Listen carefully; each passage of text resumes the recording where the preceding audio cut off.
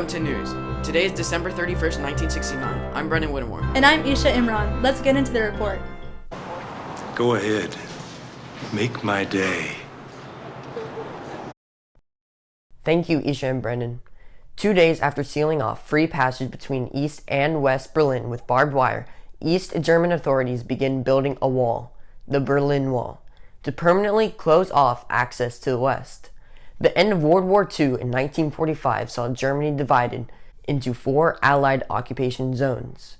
Berlin, the German capital, was divided into sectors, even though it was located deep within the Soviet Union zone.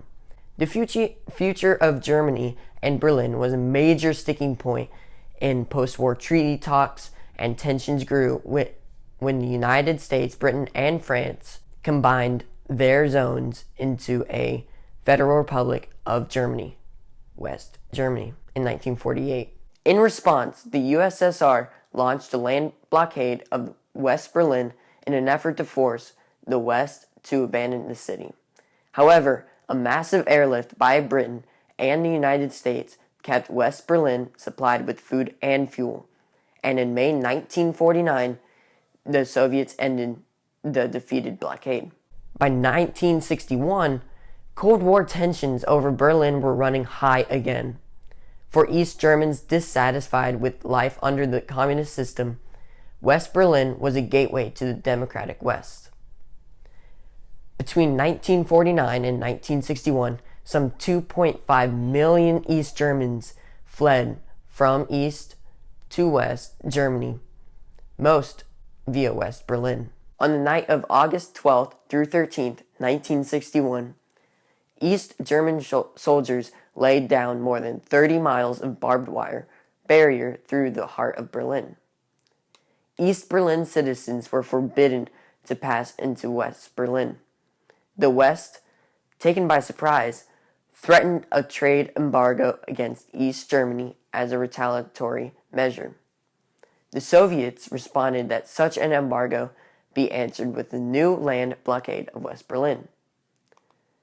On August 15, 1961, they began replacing barbed wire with concrete. The wall, East German authorities declared, would protect their citizens from the pernicious influence of decadent capitalist culture. During the rest of 1961, the grim and unsightly Berlin Wall continued to grow in size and scope, eventually consisting of a series of concrete walls up to 15 feet high. These walls were topped with barbed wire and guarded with watchtowers, machine gun emplacements, and mines. In the West, the Berlin Wall was regarded as a major symbol of communist oppression. About 5,000 East Germans managed to escape across the Berlin Wall to the west, but the frequency of successful escapes dwindled as the wall was increasingly fortified. Thousands of East Germans were captured during the attempted crossings, and 191 were killed.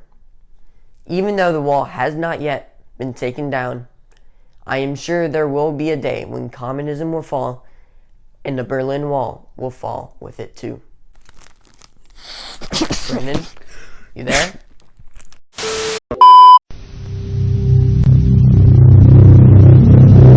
Every time you use it, you risk dying.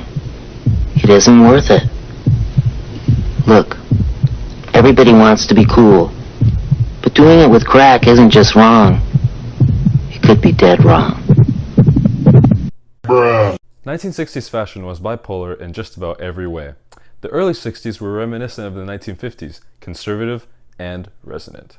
Certainly more classic in style and design. The late 60s, however, were a little bit opposite. Bright swirling colors consumed the whole era. Tie-dye shirts and long hair and beards were very commonplace. It's fantastic! Rather than fashion designers being the only one dictating trends, suddenly younger people had a huge amount of influence over what was or wasn't in style. Moving away from what the styles were in the 1950s, men and women added more bold colors to their wardrobes. Women began wearing pants regularly, and all styles became increasingly diverse. Women wore short shorts, and women wore tunics and capes. It's almost like the 1950s boiled everyone up so much that in the 1960s, everything exploded like an old pressure cooker. Women were showing more skin than ever before as well. And for the first time in the 20th century, London was the center of the fashion world.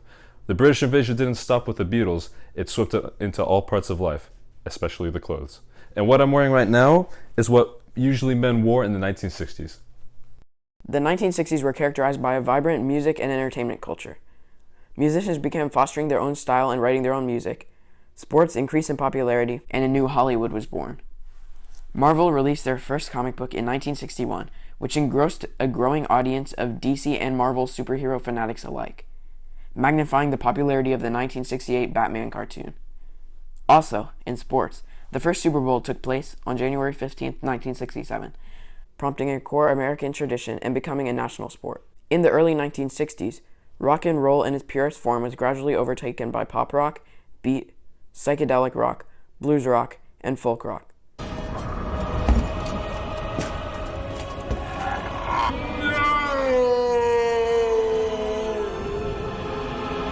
The decade saw the increasing popularity of funk and soul, while rhythm and the blues retained their high status. Some notable musicians of the era were the Beatles, Bob Dylan, the Beach Boys, Aretha Franklin, and Marvin Gaye. In the 60s, women had many rights afforded to them. However, many still faced discriminatory practices both at home and at the workplace. For example, the federal government approved a birth control pill. However, this pill was only sold to married women for the purpose of family planning, and not all pharmacies stocked it. That's stupid! Stop being stupid! In another instance, more females than ever were entering the paid workforce.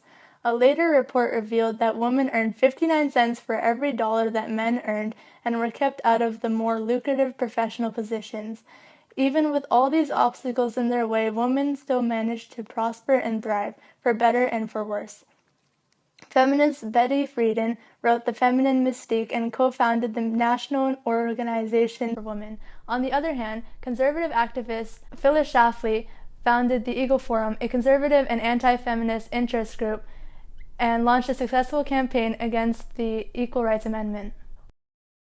On November 22, 1963, at Dealey Plaza, Dallas, Texas, John F. Kennedy was assassinated. The nation stopped and mourned.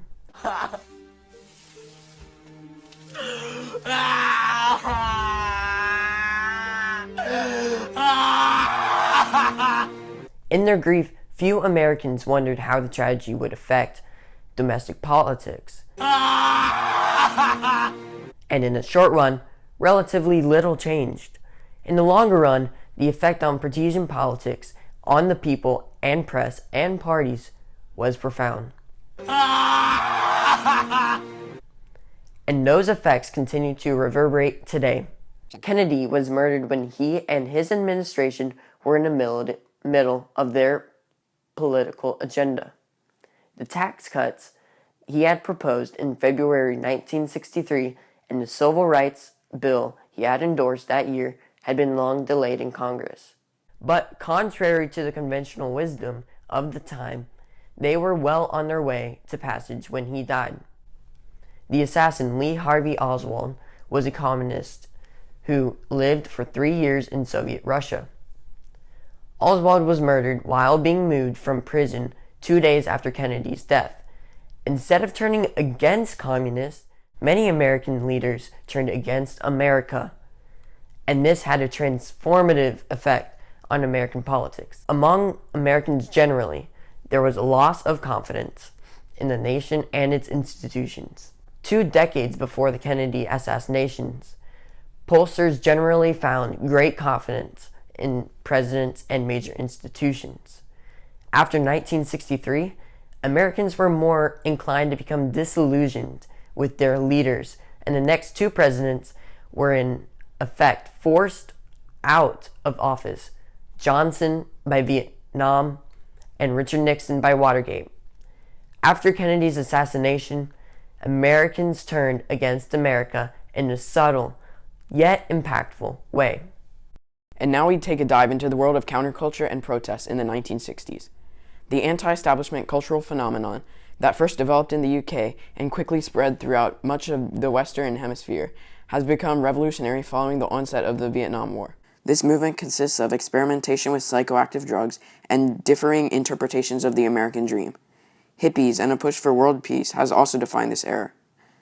Many alternative lifestyles shocked previous generations and shattered traditional expectations. Many other creative artists, authors, and thinkers helped define the counterculture movement. Similarly, the 1960s were rocked with waves of protest. These movements, composed of public marches, picketing, sit-ins, rallies, and teach-ins, pushed against the Vietnam War and for civil rights. Unfortunately, many of these protests turned violent as government forces enforced the supposed national interest. And we shut them down because we can. You may have heard the civil rights movement has a profound effect on the world we live in today, and none of this could be made possible without Martin Luther King Jr. Born in Georgia, King's exceptional oratorical skills and personal courage first attracted national attention in 1955 when he and other civil rights activists were arrested after leading a boycott in Montgomery, Alabama.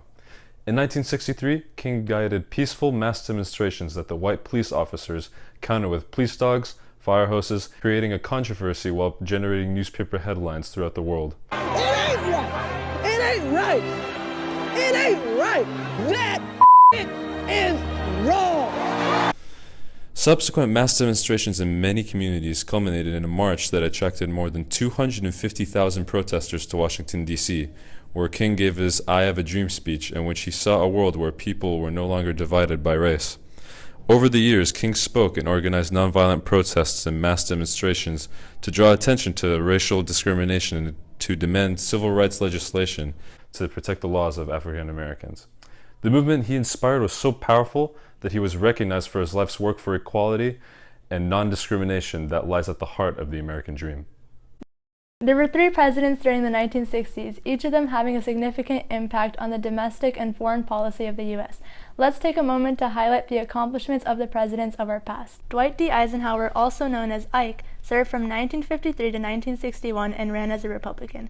Notably, he was a World War II general. He helped end the Korean War and steered a moderate course during the Cold War. He also sponsored and signed the Civil Rights Bill of 1957 and the Federal Aid Highway Act of 1956. John F. Kennedy was a Democrat who served from 1961 to 1963. He was the youngest man elected to the office.